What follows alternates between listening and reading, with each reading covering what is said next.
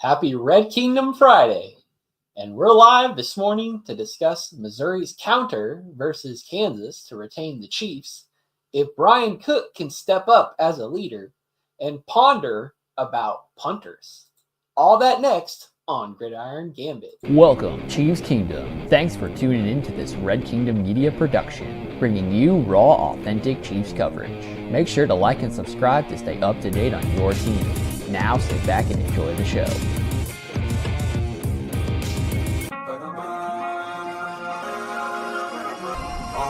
Let's work. Hey. Welcome into this Red Friday edition of Gridiron Gambit. We are your hosts for this morning's listen or live watch if you're tuning in as we are or listening after the fact. It is Clinton and Jordan, and we are here to talk about the latest Chiefs news or the news retaining about the Chiefs and also some kind of just nerdy training camp filler talk. But Jordan, what is going on, my friend? How are you doing? And let people know what we got in store. Hey, happy Friday, everybody. Happy Red Friday. I'm doing pretty good. Up and going. Feeling good right now. I'm glad everybody is here that's watching this live right now. How y'all doing? And to everybody that's going to watch it.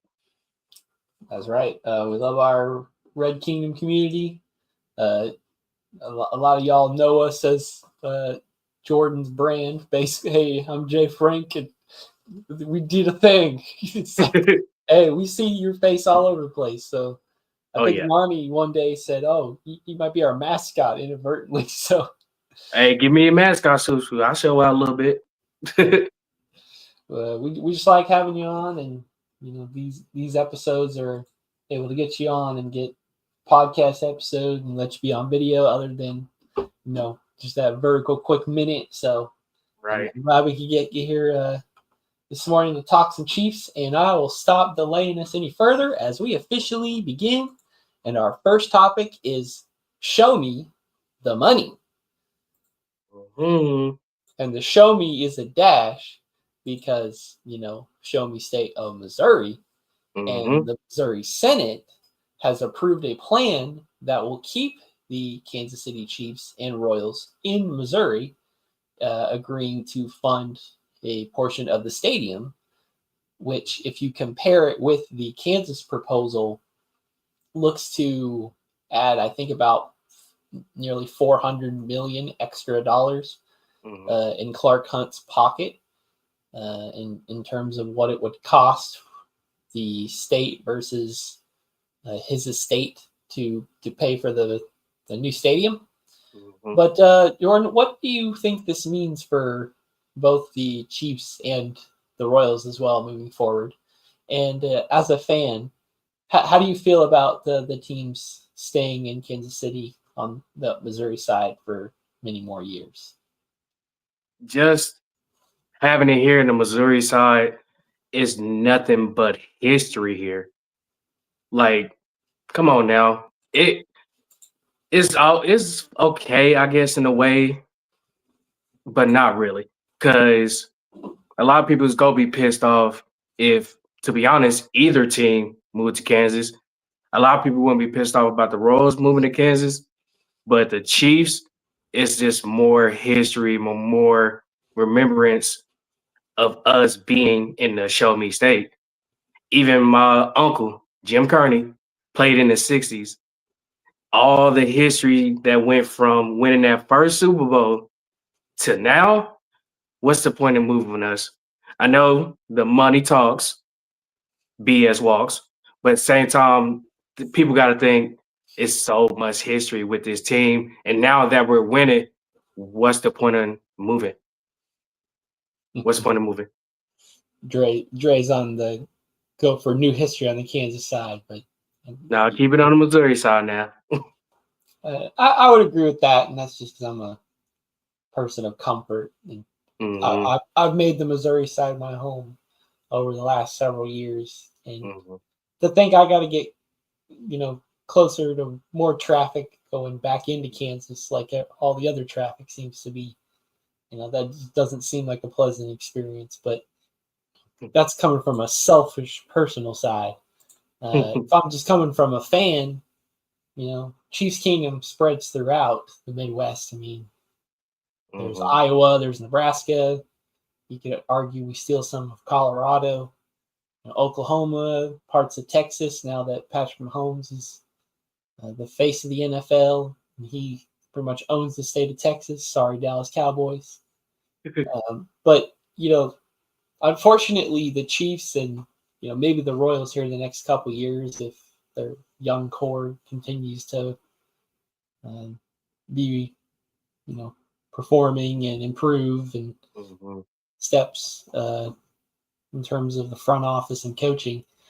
But the Chiefs being the face of the NFL, I don't think Kansas City and Kansas City, Missouri, Kansas City's big enough that it's within 2 states. But I think the Chiefs are bigger than those 2 states. And, as much as we want to hold on to history, money does talk. And I think people are more willing to innovate if they think it's for their betterment. I think when the news came out about the Kansas bond, it sounded like, momentum's going back that way. And then, I have to note that the news about this Senate proposal was done on a Tuesday morning at 2:30. So these people stayed up all Monday night trying to get the necessary votes to try to push this because they had sensed that urgency that if we didn't take a stand in one way or the other, that they were going to lose out on the sports teams. Based on this new proposal, it may be more enticing than the Kansas side. The Kansas proposal is set to expire by the end of this month, so it kind of puts the pressure on the owners of the teams to decide what's in the best interest of them. And the fact that this plan comes out, as much as we would like to keep both teams, I think it might be signaling that there may be at least a separation from the Truman Sports Complex. That's for sure. Right. And from everything we heard about, the Royals are done playing there. And Clark Hunt has said, we've had history, but we just wanted to change some things about it or try to expand it. Right. And we've had the plan last year that the Chiefs put out, which was going to cost taxpayers like a little less than $1 billion, I believe. And now with a new proposal, they've, their costs have gone up. And so now they say maybe a $1.5 billion proposal for their stadium renovations, or whatever those happen to be, because we're not privy to that information yet. So I think with how much money, everything, and for what both teams are kind of wanting and what it'll cost, it might mean a divorce of the teams in terms of which side of the state line or what county line or whatever the case the teams may play in. But, there may be a midnight offer for the Royals. They've been pretty adamant they don't want to stay where they're at and want to be kind of more downtown. But the areas that were proposed aren't really downtown Kansas City. Right. And like it was more leaning towards, the business district on the Kansas side. So, well, we'll have to see. I'm like you, I would like to not have to go too far to go to either game for either team. But I think with this proposal, if it's not almost assured the Chiefs stay at Arrowhead, it seems more locked in than, how media and, some other people around Kansas would like to throw into us Missouri side faces. But I think we'd be a little more confident that the Chiefs are going to hold to their word and stay where they're at. But the Royals have kind of been, back and forth on their where their loyalty lies, and so there may be a separation of that. But I think both of us are rooting that Missouri can keep keep both teams. But at least for sure, it seems like Missouri will keep the team that this network covers and gets to gloat about and celebrate its arrival and being the team of the NFL. Right. So I was like, right now we in the matrix. I can say that it's either the red pill or the blue pill. So like either or, I'd rather have the Chiefs and Royals stay here, but eventually within the next 5 years, it's gonna be a split. But I mainly see the Chiefs staying in Missouri. And Dre thinks for sure the Royals are going to be relocating. I believe that too. And they're going to try to be downtown. I don't even know if Kansas City, Missouri has enough space in downtown to fit this ballpark that they want. And yeah, because I know the area that they talked about removing relocating the Royals is literally right by the smaller baseball stadium over off 18th Divine, which it wasn't a bad idea at first, but when you really think about it, you'd be like, is it really enough space for that? Because I know they're trying to start building stuff out there, but they trying to tear down stuff too, just in case they thought they was gonna move the Royals to the downtown area or 18th Divine. And, another personal gripe for me about the downtown idea is just for people that aren't naturally just downtown all the time, it's not an easy place to get to in your vehicle from one place to get there, stay there, and park somewhere close by, and then be able to go home and trust the process in between. So, that was always kind of thrown in the argument when the downtown stadium idea was first announced from the team and John Sherman. But, they just like the picturesque of like you get off your afternoon shift wherever you worked and just walk right there into the stadium. Like they like the idea of that. Whereas I think if they went more the route of trying to attract families, husband, wives, kids, and try to get like the whole family there for a decent price and try to do it like that, especially now when the team is playing more competitively. And, they still have slumps, all baseball teams do, but at least they, don't get outright embarrassed on a game to game, week by week basis. Right. So, they have a competitive product on the field. So if they would shift to more family centric marketing, they may have, the filled stands like they want. But when you're just trying to get the everyday guy who's just strolling in for a baseball game, it's a little too casual to really get the economy I think they're looking for. That's very true. And definitely another side note, just imagine if the Royals was moved to downtown Kansas City. I feel like prices of lofts, apartments, and all that stuff would just go up, and most of that money go towards the stadium.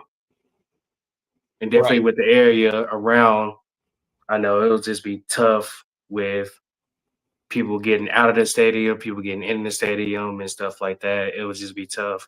And the highway would be atrocious any game period. But you never know. But I couldn't see it moving downtown for sure, like I said. So Kansas is the best move. Yeah, you can't doubt that for now. Yeah. T-Mobile Center. Sprint Center before that. It's always been there. It's more for March and April.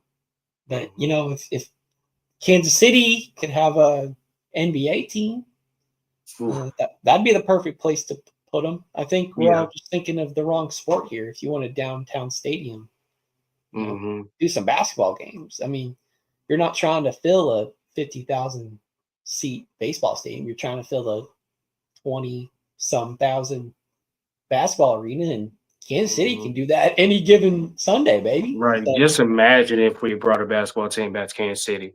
The city will go crazy. Just back in the day, just having the Kings here in Kansas City, back in the day, everybody loved it. Ain't nothing wrong with it. And now that basketball will be kind of hard, definitely since they already got, 30 teams, 32 teams or whatever. And it'll be hard to try to expand the NBA, because really thinking about it, how many teams would they really put in to add on to the league? You never know. It might be just be 2. Right. And most likely they'll put a team back in Seattle before they bring it to Kansas City, because Seattle had a basketball team at the time. So, hi Dale. Yes, we saw your comments. You be dealing with driving. Well, that long comment now. Right, too long. I was like, that thing went too fast. I was like, hold on. Can you bring my novel up on the screen, please? At this point, you trying to write a paper and a whole essay. Oh man, we're just clowning. It's just a fun Friday morning. What do you got to say? We can't take life too seriously. Right. Hey, you gotta enjoy it while you're young and while you're old. Just enjoy it while you're still here. Be thankful that you're here. Just be thankful that we here talking some good Chiefs talk. Dale, we love you, bro. You were good. We're just clowning you. Daily Dale. It's all love here, and it's all love from the state of Missouri. Now they were in a hurry to get a deal set up, because they wanted to kind of kill some of that buzz that Kansas has definitely stolen their sports teams away, and they've leveled the playing field here. History will, wait till we can find out whether, both of our original Missouri sports teams will remain here, but the momentum seems to be carrying over to the positive side, and Missouri officially did show the sports teams their money. And we're excited to see what the team's response is here in the next coming days, because like I mentioned earlier, Kansas is set to have their proposal expire the end of this month. So that they're going to be trying to push one or both of these other sports teams to reconsider their offer, or figure out if they got to sweeten the deal a little bit, since Missouri kind of sweeten their deal. So, all right, that is it for our first topic. And before we move on, make sure to like and subscribe. Follow us on all our social media platforms at Red Kingdom Media. Please like and subscribe to our YouTube channel. Leave a like or comment so we can reply and interact with you and make you a part of the show. If you listen to us on Spotify, please rate us 5 stars so we can increase our reach in the playlist. Follow us and all our contributors on all the social media platforms: TikTok, Instagram, Facebook, and X. If you'd like to come on and talk Chiefs, message us so we can potentially set that up. Do you enjoy written content? Subscribe to our Substack. We have both a free and a $5 a month subscription and post on there frequently. And if you have any interest in being a contributor on the writing staff, feel free to reach out and we'll be in touch. It would help support the brand if you would purchase our merch, like the shirt that I'm wearing currently. Set up an order for one of these, or 2 or 3, and this will allow us to expand our inventory options. Thanks for being a part of this channel, and if there's any partner that's listening to this interested in sponsoring the show or any other content that we produce, please reach out. Now, back to the show. And with that, we are moving on with our next topic, which is Cookin Without Reid. Now, this is not Andy Reid, because Andy Reid, he always be cooking. We're talking about Justin Reid. So Chiefs defensive back coach Dave Merritt mentioned that Bryan Cook has the chance to step up and be the captain on the back end for the defense. Justin Reid's departure allows for Cook to step into that leadership role. Can Cook live up to the expectations, or will somebody else be the new motivator for this Chiefs defensive back group? Man, I'm about to say with Bryan Cook, I know coming off an injury and everything, I think he'll be all right. He's one of our veterans on the defense. Had a hell of a great season last year. Made some big stops, big plays.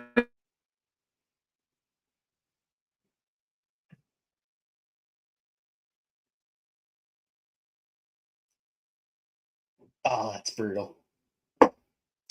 It's alive, y'all. That's what these are. There we These go. lives, they be sketchy. Oh, you back.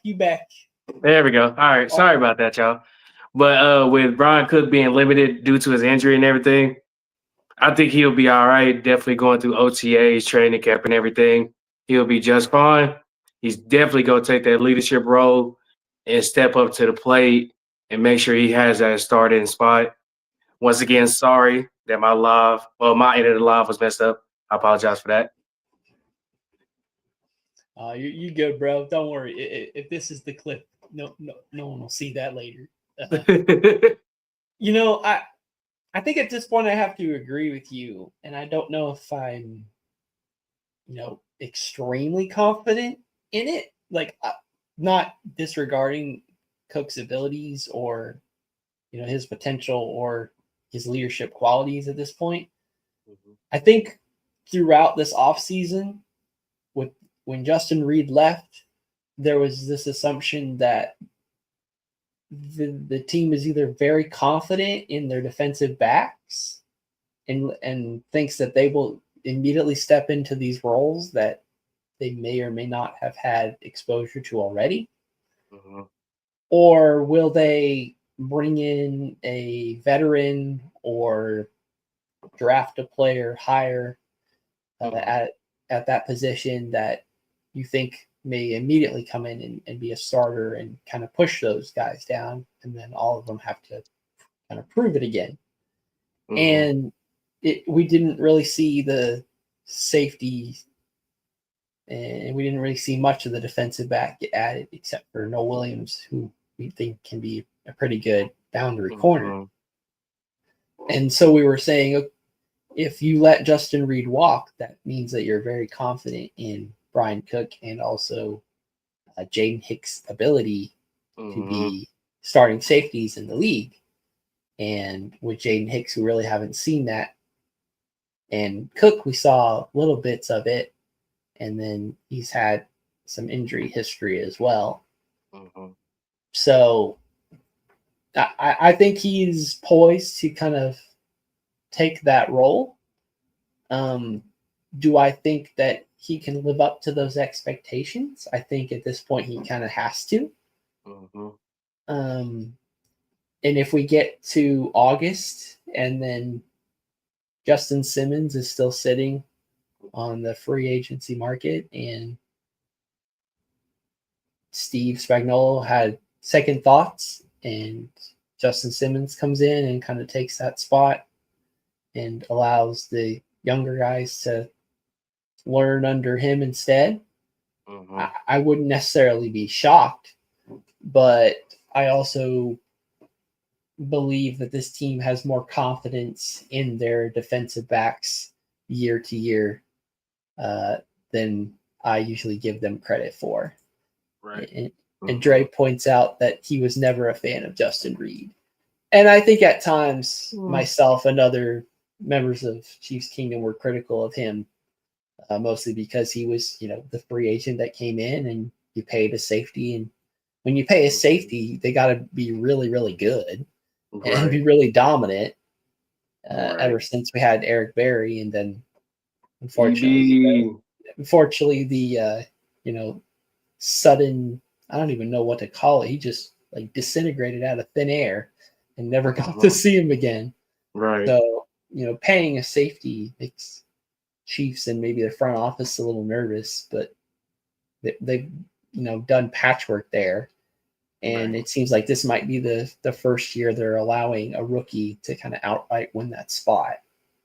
And I think in the NFL, if your secondary has a blemish of any kind, offenses are going to exploit that. And Right. if an offense can exploit something once, they can kind of do it over and over and over again. Right. And that's a hard hole to plug. Right. So, I think it is Bryan Cook's job to win right now, and I would be very excited if he lives up to second round pick but potential free safety and the expectation that comes with being a great free safety. But I'm also wouldn't be surprised if there's another candidate that rises up in the ranks. I mean, we hyped up Jalen Watson, but going into training camp one year, Najee Johnson was ahead of him ranked. And then we've seen what Najee Johnson has been on the field in the NFL, and that may or may not make sense. Right. And injury can play a part in that, of course. But when it says, "Hey, you were more confident in this player versus this player, and this is what this player did on the field," that kind of sends some alarm bells. But I think Bryan Cook can. He can live up to the expectation. And if you pushed me and said, if you're not comfortable with Bryan Cook, then who will be the new motivator? I mean, it's hard to say, especially for the safety position. If your veteran is Deion Bush and he comes off the practice squad most weeks, and it's mostly for special team snaps, that's not really signaling fear to NFL teams about their safeties and what they do. Right. Because I'm about to say, definitely with the high expectations, we don't know if Bryan Cook is gonna come out like a heavy hitter like Justin Reed, or is he gonna try to be a ball hawk? Because I know during the season we didn't have a lot of interceptions. So will you change your game up a little bit to try to be that ball hawk for the deep ball? You never know. Is he gonna try to be a heavy hitter? I can't see that. But nowadays, I say even when Justin Reed was with us, he was a heavy hitter. He really wasn't no ball hawk like that, unless he know he can go up there and get it. But he was a heavy hitter, even when he was with Houston. That boy was a heavy hitter. He low-key almost reminded me of Ed Reed because they was both heavy hitters. But now that Bryan Cook is back there and no Justin Reed, how you gonna play your game? Is it go better? Is it go better to defense? You got to show us. And I think Bryan Cook has been a hit stick and safety in his past too. And I think if Jaden Hicks played the ball hawking role at safety instead, and maybe he's more built to be the free safety, and you want Bryan Cook to be the strong safety in the box because you think he can deliver the boomstick on a player, or be able to at least keep up with a tight end for however long he's needed. That might be the role. And I think in Steve Spagnuolo's defense, that may be the defensive back leader, the one who is up close. That's kind of a secondary linebacker with the other linebackers on the field, and then also relaying the message to the safety or the defensive backs that are behind you. So that may be a good indicator too. I thought this whole time that Jaden Hicks was kind of set to be that more strong safety, staying in the box. But if Bryan Cook comes out and he's the one that plays a lot more near the line of scrimmage, that might be the indicator that the coaching staff values Bryan Cook and that he can be a leader. So, my backwards thinking of how the NFL usually does things, but the Chiefs and Steve Spagnuolo don't do everything exactly as everyone else does. So, that'll be interesting to see. I haven't been considering Bryan Cook as a strong safety. So now that I'm thinking about it, I'm getting a little bit more excited about the idea. Right. And then I'm about to say with Hicks and what's his name? Cook, I could see them definitely on the defense, definitely maybe in like tough games and stuff like that. They'll swap them out back and forth. I could definitely see in that. And if not, they'll definitely do one high, one low. You never know. Because I know with cover one, I could definitely see Hicks being back there, definitely just in case for the heavy hitting stuff, if not definitely for the run. And cover two, cover three, cover four, I could definitely see Cook. They go do 2-man back there for sure, and probably have Cook go high, definitely for the deep balls and stuff. And I think that's a great point too. In the NFL, if you can be a safety that can play either one, that makes it harder for a quarterback to identify what protection he needs to do for what coverage you guys are in. Because you're always the free safety, which he assumes means you're only always playing a deep zone. And this time you're doing a delayed blitz and you start walking towards the line of scrimmage. So that type of thing, that sudden, what the heck? That's how we got speed. We got speed back there, so ain't nothing wrong with having a safety blitz. That's how defenses can be, dominant, is just having that element of surprise. Like we saw the Chiefs get beat by the Eagles defense in the Super Bowl, by just doing the same thing over and over again, and it works. And that's one way of being a dominant defense. And then it's another thing to be able to do that, but then also, we're going to lean into this and then surprise you with something you never see before, because that's the type of play that can settle a game one way or the other and give the Chiefs the advantage. Because, I was about to say, they definitely exposed us in the passing game, but I know with the defense, our defense, we were so focused on Saquon Barkley, which we shouldn't be focused on one player for sure, knowing they got multiple weapons. Even people coming off the bench getting the touchdown in the Super Bowl. You can't be focused on one thing. You can't. Right. For sure. And I think we're seeing we're definitely seeing a younger defense, and that's been the trend for us the last few years.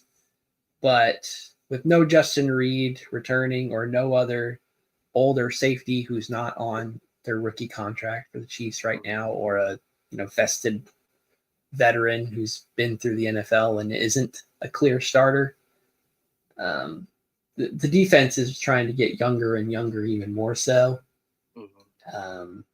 We saw the defensive linemen that were drafted this year and kind of the expectations of what they can do. The defense was hit a lot in this draft class. That's true. That's very true. That, the young juice is something that always sparks our Chiefs defense. And while, the casual fan or, people like myself that think, a Madden rating is the most important thing, whether player who's been there a long time versus short time, you want player who's been there the longest. But, not being physically there in the room and knowing personalities changes a lot of that as well. If we got to be, in the locker rooms, we got to know personalities of these players, that may change our opinions entirely. So I guess what I'm saying is, if the Chiefs would like to invite us into the media room and allow us access to those type of things so that we can be more transparent about our Chiefs take, we would love to have that. Give us all the information possible, please. Right. Let me give y'all Madden ratings. Come on now. Let me physically get to talk to Bryan Cook and say, do you believe the team is giving you this leadership role? and just get the answer straight from him, and then we get to talk about that soundbite instead. Man, hey, eventually we will get there. Take some time. projecting, manifesting. There we go. We're bringing it out there. Come on, y'all. Show us some love.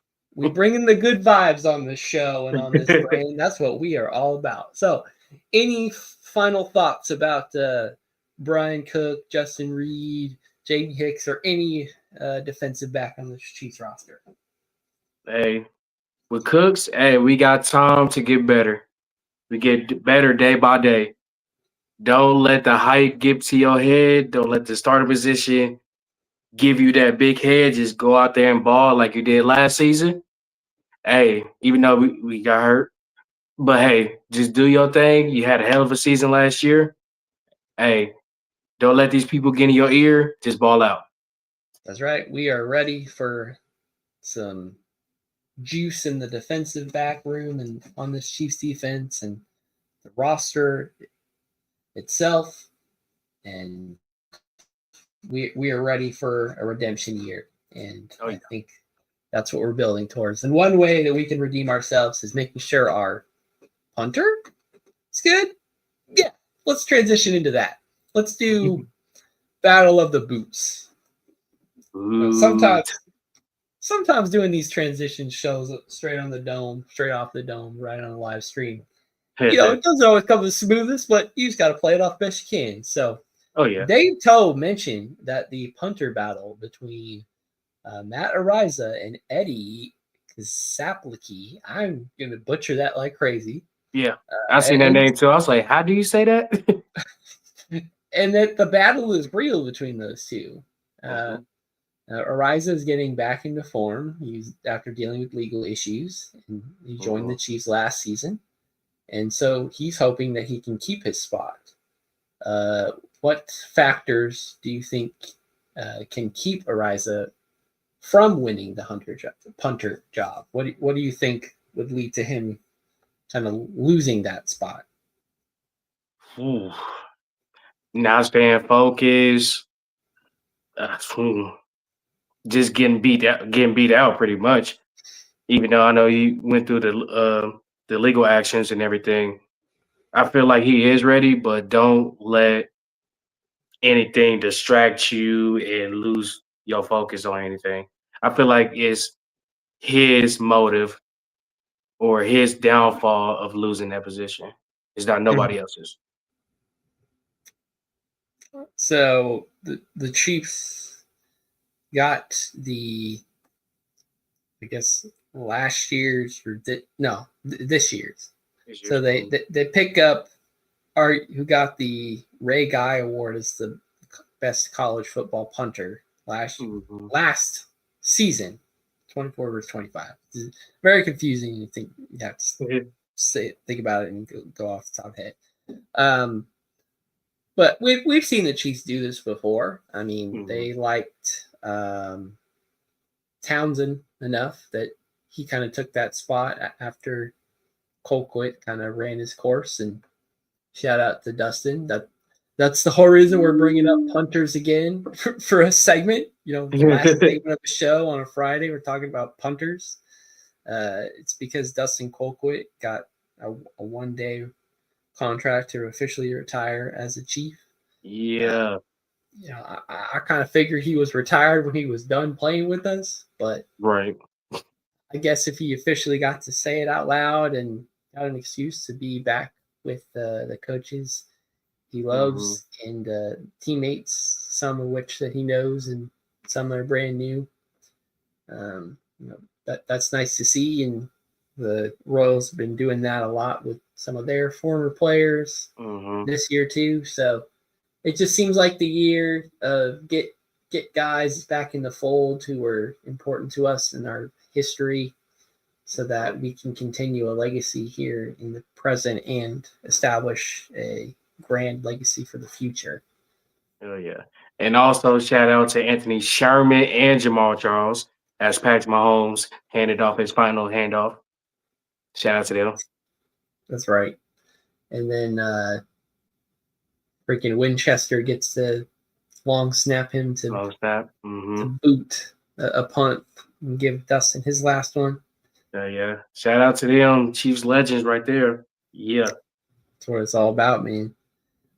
Yeah, so obviously we're dancing around this topic because we really don't have a definitive take on current Chiefs punters. And I don't think much of Chiefs Kingdom should either, because there are more important battles. But if we can be technical and worry about the minor details like who the best punter on our roster is, I think we can say that we have some some non-first world problems, but we'll call them first world problems, Right. because much of everywhere else is set or confidence is at an all-time high, despite how last year actually ended. But it's a new season, new players, fresh juice, like I mentioned, especially on defense, and special teams always needs to be shored up as well. Right. Is it possible that Matt Araiza loses the job? Sure.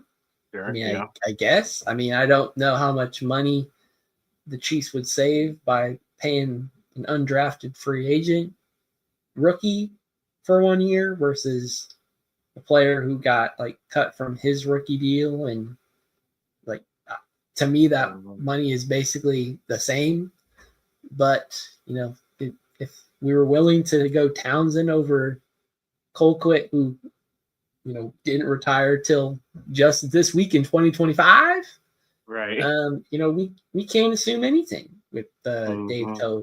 So if the battle is real, we'll be able to say Eddie's last name with some confidence in a couple weeks. But for right now, I also think that while the defensive staff may love some continuity and they really tend to lean on the younger guys and getting able to teach a lot, I think Andy Reid, and then therefore Dave Toub, who's assistant head coach, is on the mindset of if it ain't broke, don't fix it. If it's dependable, that's the best case. And if I never have to say its name, it's because it's always doing its job. So if that's what Matt Araiza does over the next couple weeks and months, once training camp is here and guys like us can go watch some punts off the practice field in St. Joe, it's all hearsay and in press conference speak. I think a lot of Chiefs coaches are very honest in their answers, but they never truly give up the full truth. And while Spagnuolo might be the coach to set you straight and give you the facts about it and explain it, Andy Reid, and therefore Dave Toub, a disciple under Andy Reid, less open about the details of decision making and why and when and who. They'll just kind of say, yeah, sure, it's happening, and kind of graze over it and hope you don't ask a follow-up question about it. And that's just the nature of being an NFL coach when you're in front of the media and you're just afraid the wrong soundbite of any kind is going to be the fuel that leads another team to kick your butt. And I get that, and we get that as superstitious sports fans, but it is refreshing when you can hear some authenticity and honesty in some answers. Oh, yeah. And so, it's a third topic for a Friday show. That's what talking about the Chiefs punting situation is about. I mean, can you actively think right now and reflect on Matt Araiza's punting for the Chiefs last year? Like, this is a live show, so we're not doing any research. Can you picture anything about what Matt Araiza accomplished as the Chiefs punter last year, other than being on the Chiefs roster? I mean, hey, he had some hell of punts. I know that. He got a few of them inside the 20, even some inside the 10. But hey, with a punter job, I could say it could be taken quickly depending on how focused you are. But with Araiza, he was really focused last season, even though he had some legal issues going on and everything. hopefully that don't affect his game. Right. Or affect his boot. Right. Yes. Thankfully, that stuff's in the past. But you always can kind of carry some baggage around with you if you don't realize it yet. You might feel like you processed something, and then you're put in a situation where you're under some high stress or you feel overwhelmed, and then that kind of gives you the reality check that says, I'm maybe not quite over all of this like I thought, and I got to do some more self-reflection so I can be a better person, player, human, whatever the case is. But I got to improve in some way, and it can't be from a woe is me, life is stressing me out. It's I got to do better, because that's the only way that I'm going to get carried through the situation. Right. So who's going to be the best punter coming out of OTAs and mini camps and all that will go down in history as this episode of Gridiron Gambit goes down in the books. It was a good one. Other than the one mishap of we're going deep into Bryan Cook and the internet guy said, nope, that take is too controversial. You're going to have to cut that out. And I think they heard us. They heard us. They said, stop this. It's not the first time, and it definitely won't be the last, especially if we start going in on Roger Goodell or the NFL. They definitely going to hear that. Nah, I'm just kidding. I didn't freeze. I wanted to fake you guys out, but that has been our time. We appreciate all of you guys for watching. Make sure to like and subscribe. Follow our YouTube channel. Follow our personal socials down here on the screen and all the other contributors on our platform. With all that being said, have a great rest of your day and weekend, and go Chiefs! Thanks for checking out this update straight from the heart of Chiefs Kingdom. We appreciate your passion, so please leave a like and follow us wherever you tune in from. See you next tailgate, your trusted source for all things Chiefs, Red Kingdom Media.